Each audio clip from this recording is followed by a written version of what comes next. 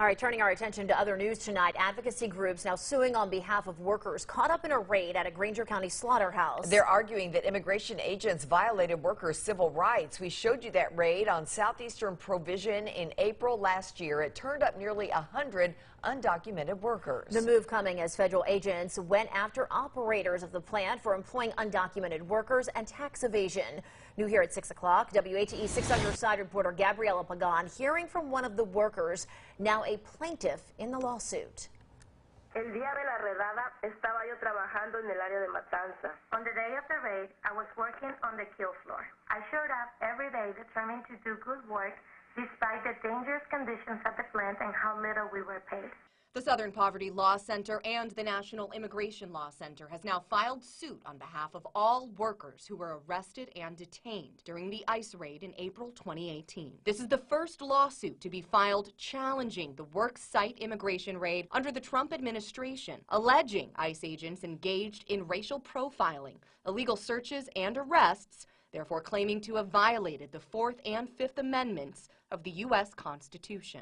What happened in April last year in East Tennessee was illegal.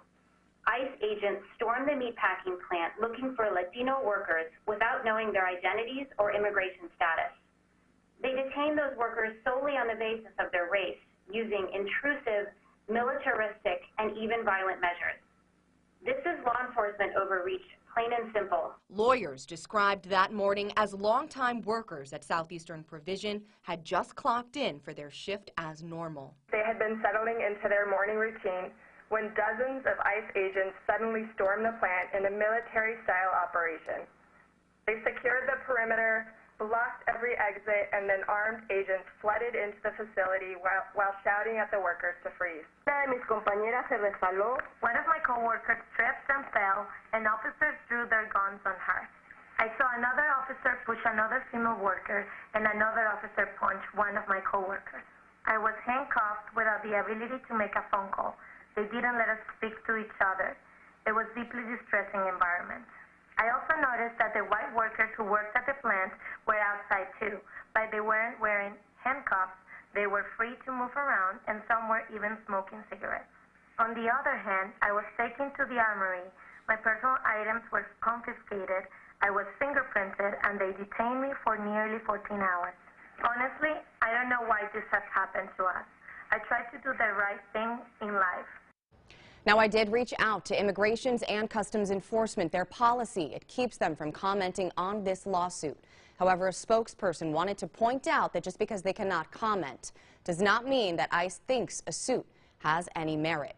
Spokesperson Brian Cox also saying, quote, Southeastern Provision's case was always a federal criminal investigation that also resulted in the administrative immigration arrests. To describe the operation as an immigration enforcement action is inaccurate.